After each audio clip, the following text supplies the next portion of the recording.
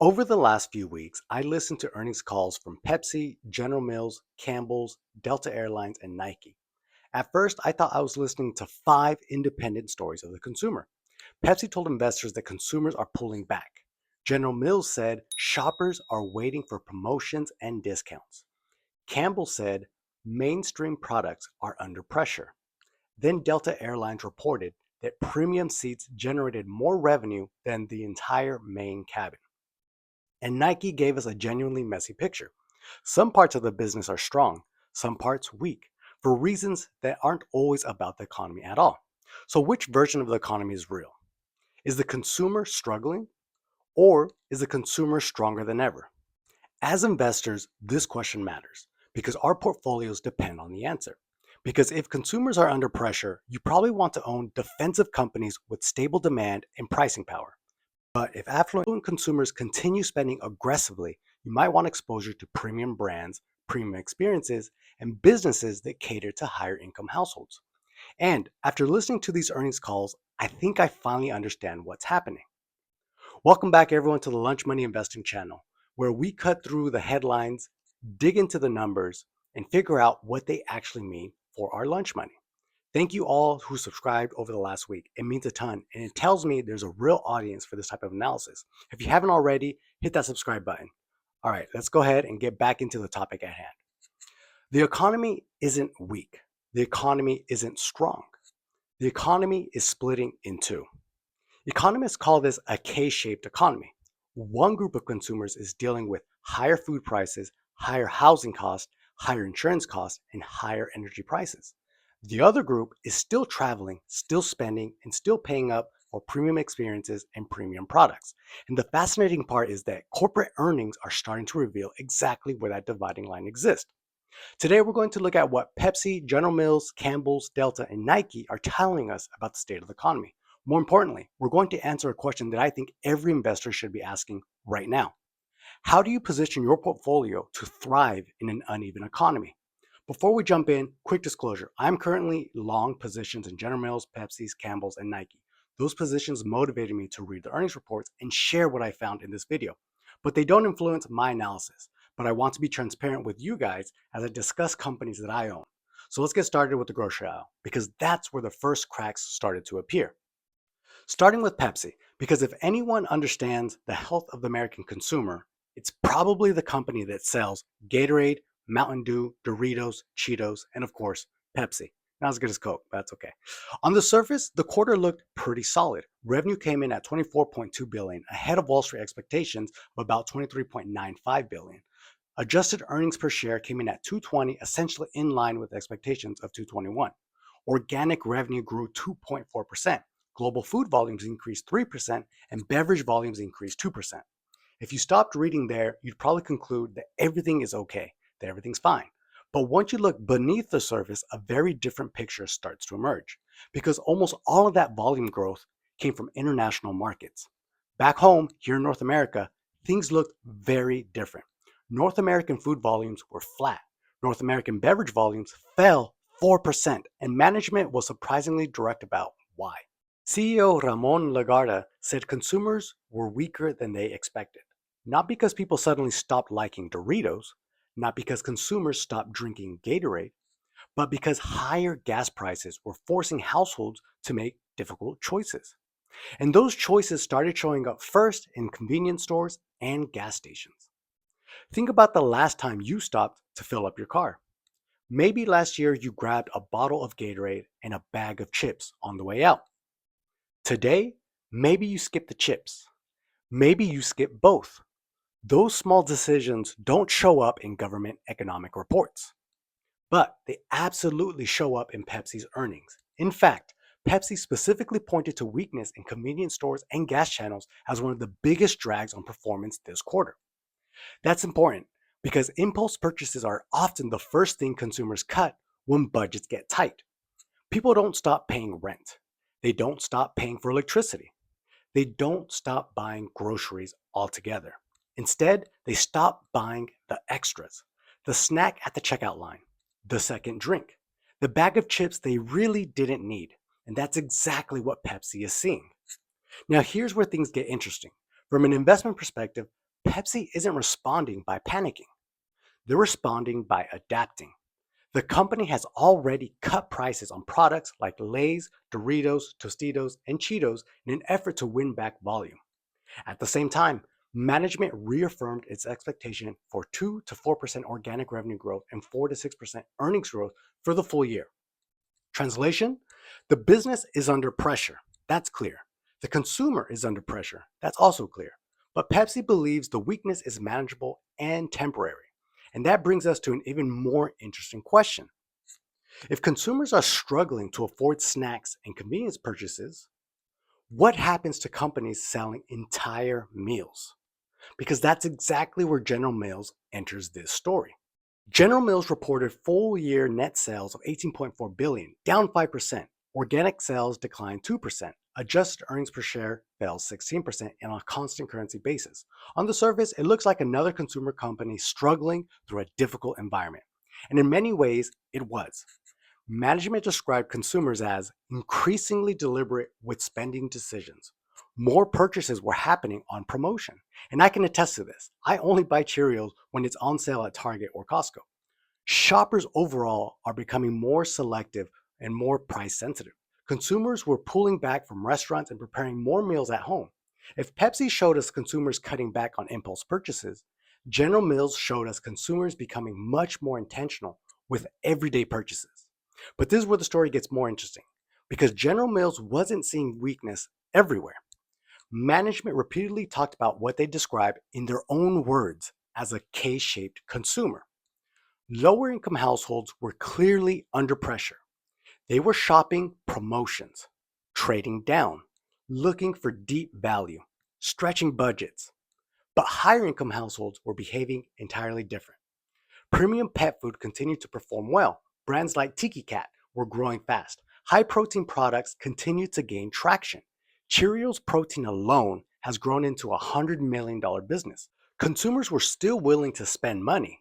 They were just becoming far more selective about where they spent it. And honestly, that observation may have been the single most important thing I heard from the entire earnings season. Because it suggests we may not be looking at one consumer economy anymore. We may be looking at two. One consumer is trying to make the grocery budget stretch another week. Another consumer is paying extra for premium pet food, premium nutrition products, and functional foods. Same grocery store, same checkout line, completely different financial realities. General Mills is trying to adapt to that reality. Management talked extensively about premiumization, more protein, more functional ingredients, more health benefits, products that justify higher prices and attract consumers who are still willing to pay for them. At the same time, they're targeting $3 billion in cost savings through fiscal 2030 to offset inflation and protect margins. Because General Mills is getting squeezed from both directions. Consumers are demanding more value, while commodity costs, transportation costs, and energy costs continue to rise. Sound familiar? Because that's exactly what Pepsi just described. Different products, different management teams, different consumer demographics. Same underlying message. The middle consumer is under pressure. But then Campbell's reported earnings, and that's where this stopped being a pattern I suspected and started being a pattern I could actually see, aisle by aisle.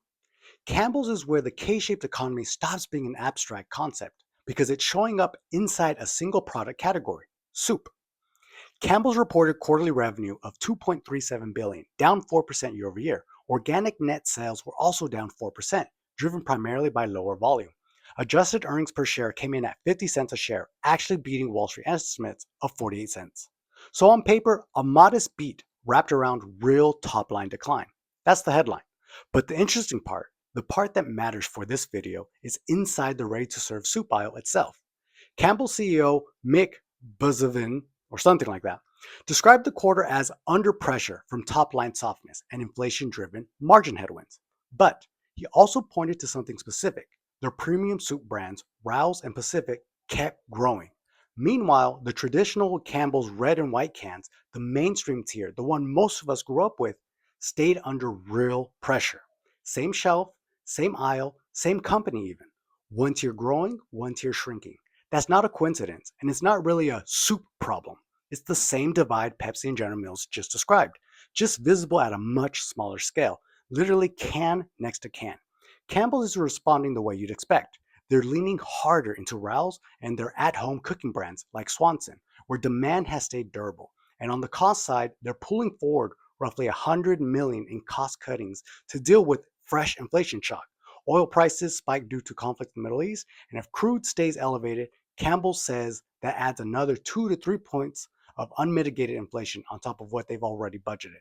So, Campbell's is fighting a two-front war, a consumer that's splitting by income and a cost structure that just got more expensive because of geopolitics they have zero control over. Three consumer staple brands, three different products, the same story three times in a row. At some point, that stops looking like a coincidence and starts looking like a trend.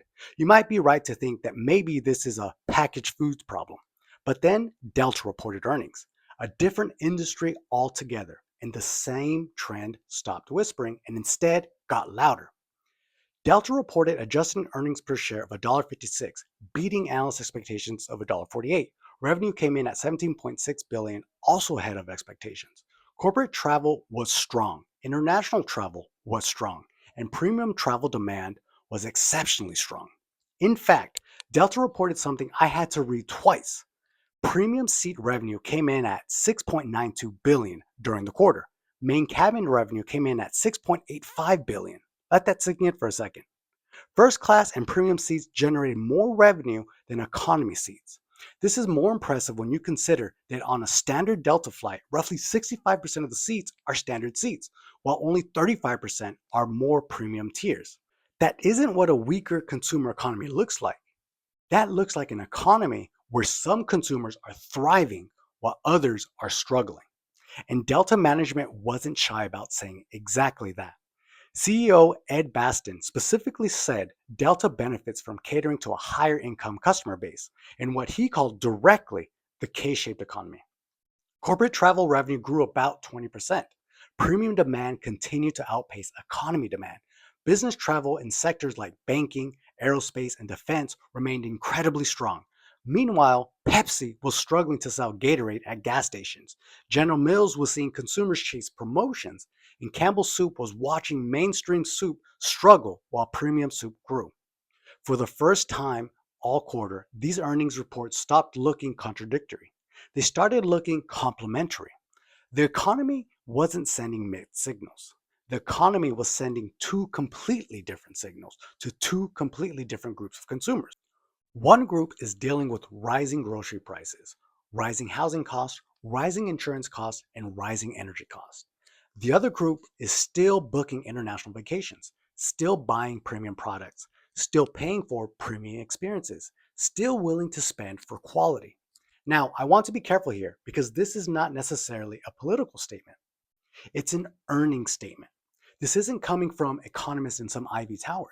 It's coming directly from corporate management teams whose entire job is to understand consumer behavior.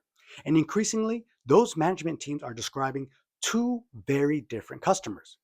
One is becoming increasingly price sensitive. The other is becoming increasingly quality sensitive. One is asking, how much does this cost? The other is asking, is this worth paying more for? And if you're an investor, that distinction may be one of the most important trends shaping markets today. But before we get to what this means for the portfolio, there's one more earnings call I want to walk through, and it's the messiest one of the five, because not everything fits the theme this cleanly, and I think that actually matters. That's Nike. I want to be upfront.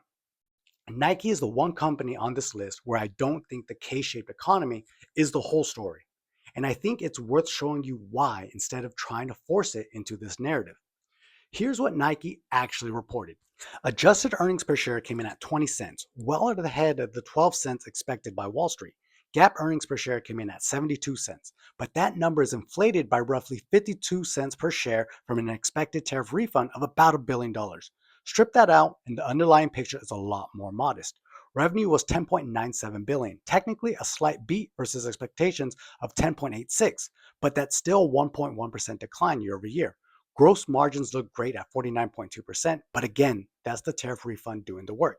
Excluding it, underlying gross margins actually fell slightly, down to 40.2%. Now, here's the part relevant for the theme, and that is genuinely mixed. Performance running grew by double digits. That's real strength.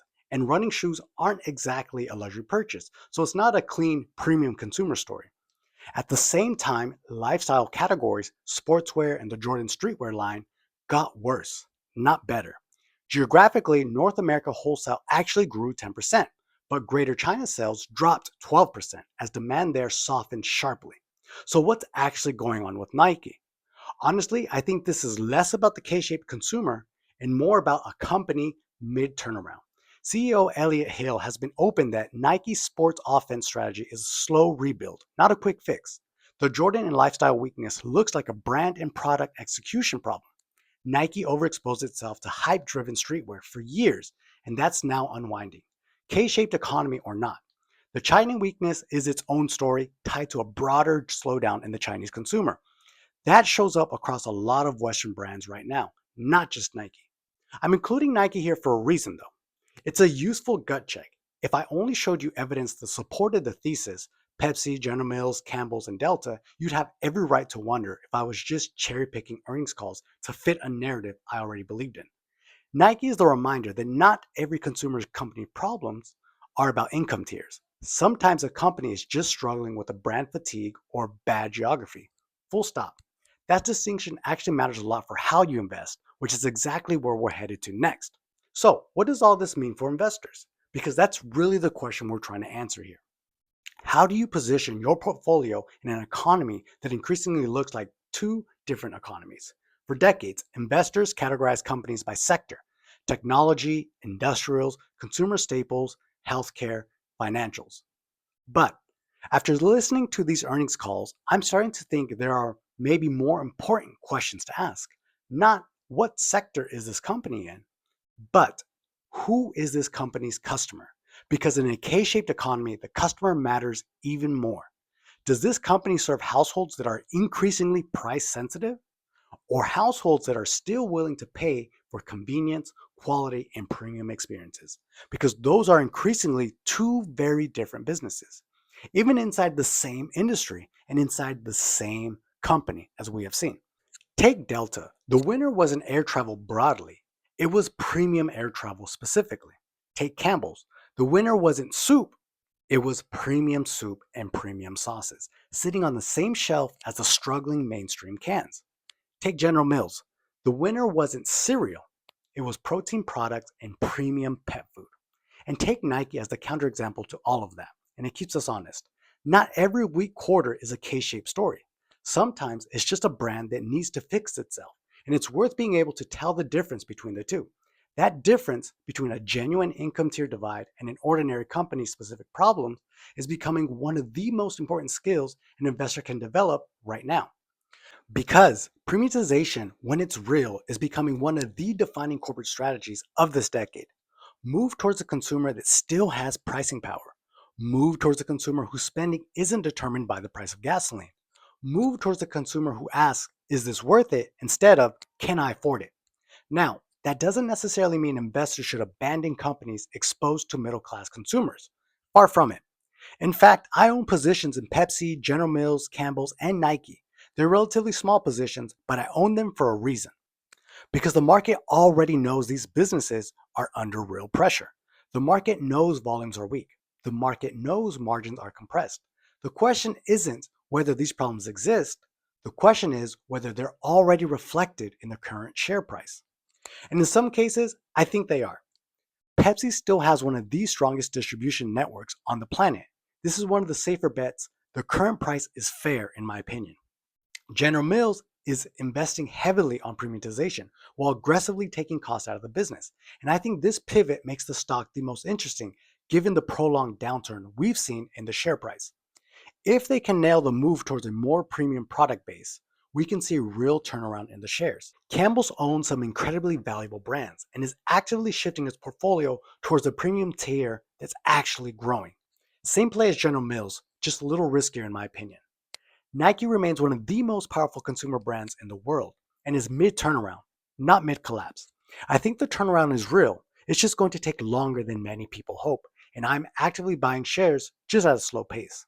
These may not be growth stories, they may be adaptation stories, and adaptation is often where long term investment opportunities come from. But more broadly, I think investors should pay very close attention to where a company's customer sits on this divide. And just as importantly, whether a company's weaker quarter is actually about that divide or about something else entirely. Because if these five earnings calls taught us anything, it's this: the economy isn't weak, the economy isn't strong. The economy is uneven. And increasingly, companies are living or dying based on which side of that divide their customers sit on. For years, investors asked, which sectors should I own? Going forward, I think the better question might be, which customers do I want exposure to? And can I actually tell why a company is struggling? Because in a K shaped economy, understanding the customer may become more important than understanding the company. And honestly, that might be one of the biggest investing lessons of this entire cycle. Quick reminder, this is not financial advice. I'm simply sharing my opinions for education and entertainment purposes. Thank you all for watching. If you enjoyed this video, please smash that like button and consider subscribing to the channel for more content like this. And as always, protect your lunch money.